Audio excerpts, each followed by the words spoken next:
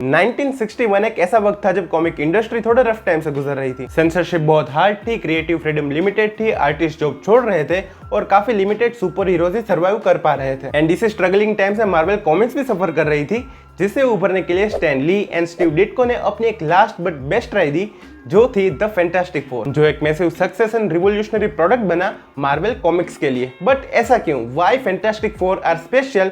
और उससे भी बड़ा सवाल, what makes them special? But आगे बढ़ने से पहले thank you so much for the first 200 subscribers on this channel. मुझे नहीं पता था इतनी जल्दी कंप्लीट हो जाएंगे।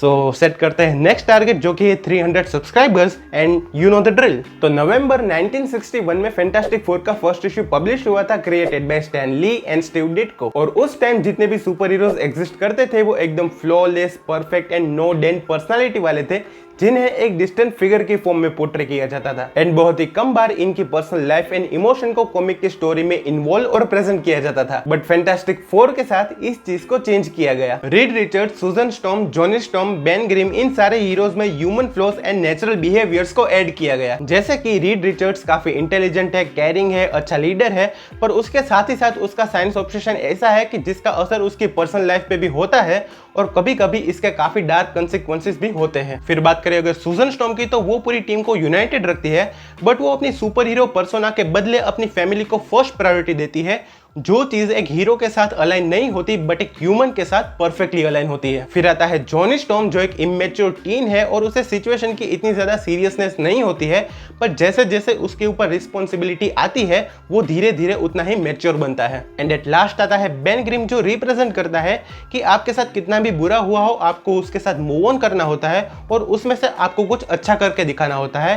एंड मोस्ट इंपोर्टेंटली आपके लुक नहीं, आपके एक्शन आपको जस्टिफाई करते हैं। एंड इवन इन कैरेक्टर को इनकी पर्सनालिटी का भी पार्ट बनाया गया, जिसका असर इनके मिशन एंड स्टोरी पे भी होता था। एंड यही ट्रोप्स इन्हें अंडरस्टैंडेबल एंड बिलीवेबल बनाते हैं। एंड इवन इन्हें मार्केट भी इसी तरीके से किया जाता है, मार्वल्स फर्स्ट फैमिली, क्योंकि इनके बीच की arguments, conversation, problem, relation, situation के अगेंस्ट रिस्पॉन्स ऐसा ही है जैसा एक फैमिली में होता है। फैंटास्टिक फोर के कैरेक्टर्स को डिजाइन ही इस तरीके से किया गया था कि हर एक एज ग्रुप के रीडर, फिर चाहे वो यूथ हो या फिर मैच्योर एडल्ट हो, वो उससे रिलेट एंड एंजॉय कर पाए। खैर, बढ़ते हैं हमारे नेक्स्ट पॉइंट पे कि कैसे फैंटास्टिक फोर ने मार्वल के शेयर्ड यूनिवर्स को एस्टैब्लिश किया। तो फैंटास्टिक फोर से पहले 1940s टू 50s के बीच में कुछ क्रॉसओवर कॉमिक बुक्स के अंदर एग्जिस्ट करते थे, जैसे कि सबमरीनर वर्सेस जॉन हेमंड का human torch, all winner squad जिसमें कैप्टन अमेरिका, बकी एंड टोरो जैसे कैरेक्टर थे, एंड डीसी में justice society of America and Batman Superman के क्रॉसओवर देखने को मिलते थे। बट ये सारे क्रॉसओवर काफी आइसोलेटेड एंड अनस्ट्रक्चर्ड फील होते थे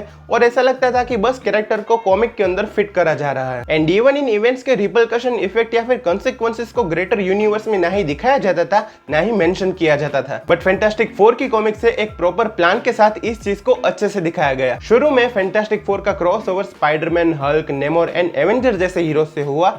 एंड ये क्रॉसओवर पहले की तरह one time cameo and marketing gimmick के बदले एक्चुअल स्टोरी ड्रिवन थे। मतलब कि अगर कोई कैरेक्टर इंट्रोड्यूस हुआ है तो उसके पीछे कुछ लॉजिक होगा एंड उसकी एंट्री आगे जाके स्टोरी में कुछ वैल्यू एड करेगी और ये इवेंट्स आगे की कॉमिक्स में भी कैनन रहेंगे। कोई भी इवेंट अगर फैंटास्टिक फोर के साथ हुई है तो उसके इफेक्ट को दूसरी कॉमिक कंटिन्यूटी में भी दिखाया जाता था। एज एग्जांपल, अगर गैलेक्टस अर्थ पे आया है तो उसके effect Avenger, Thor and X Men की कॉमिक में भी अपीयर होंगे। एंड इसी रीजन से after a while Fantastic Four Marvel Comics के सेंट्रल नोड बन चुके थे। इन शॉर्ट, फैंटास्टिक फोर वो एलिमेंट थे जो सबको कनेक्ट करते थे। एंड ऐसी चीजों से ना फील होता है कि हम एक शेयर्ड कोहेसिव यूनिवर्स को देख रहे हैं, जिसमें मल्टीपल कैरेक्टर कोएग्जिस्ट कर रहे हैं और यूनिवर्स एक सर्टेन डायरेक्शन में इवॉल्व हो रहा है। एंड यूनिवर्स से ही याद आया नेक्स्ट पॉइंट, कैसा फैंटास्टिक फोर ने मार्वल के कॉस्मिक वर्ल्ड को ओपन किया। तो फैंटास्टिक फोर से पहले मार्वल हीरोज के मिशन मेनली अर्थ पर ही लिमिटेड रहते थे और alien, cosmic threat and parallel universe के कंसेप्ट को इतनी प्रोमिनेंटली फीचर नहीं किया जाता था। बट फैंटास्टिक फोर की कॉमिक बुक वो मीडियम बनी जिसे हमें school,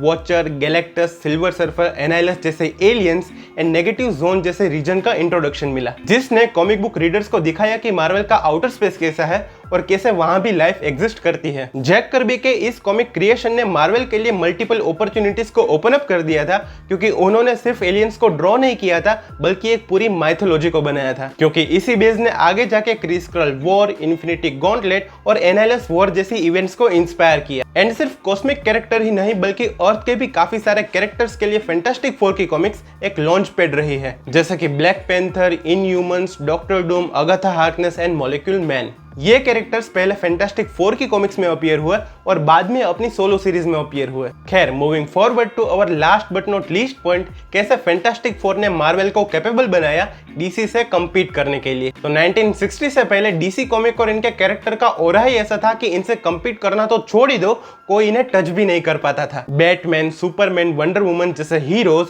and justice league and justice society of America जैसे ग्रुप लोगों में ऑलरेडी पॉपुलर थे। बट फैंटास्टिक फोर की रिलीज से मार्वल ने काफी सारे यूथ एंड एडल्ट को अपनी तरफ अट्रैक्ट कर लिया। And with in a year Marvel comics ने अपने स्पाइडरमैन, एक्समैन एंड डेयरडेविल जैसे कैरेक्टर्स को रिलीज किया, जिससे मार्वल का मार्केट में एक अच्छा खासा ब्रांड नेम एस्टेब्लिश हो गया और डीसी को एक तगड़ा राइवल मिला।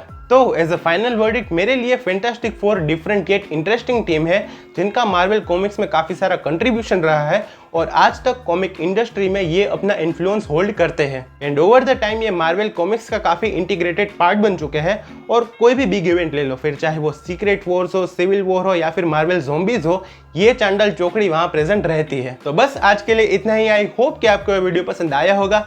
पसंद आया है तो इसे लाइक करना मत भूलना। चैनल पे नए आए हो तो सब्सक्राइब करना मत भूलना। पहले 300 सब्सक्राइबर्स कंप्लीट करने हैं। कुछ भी अच्छा लगा या फिर कुछ सजेशन है तो मुझे कमेंट्स में लिखना मत भूलना। मैं मिलता हूँ आपसे अगली वीडियो में किसी थियरी के साथ, किसी ब्रेकडाउन के साथ।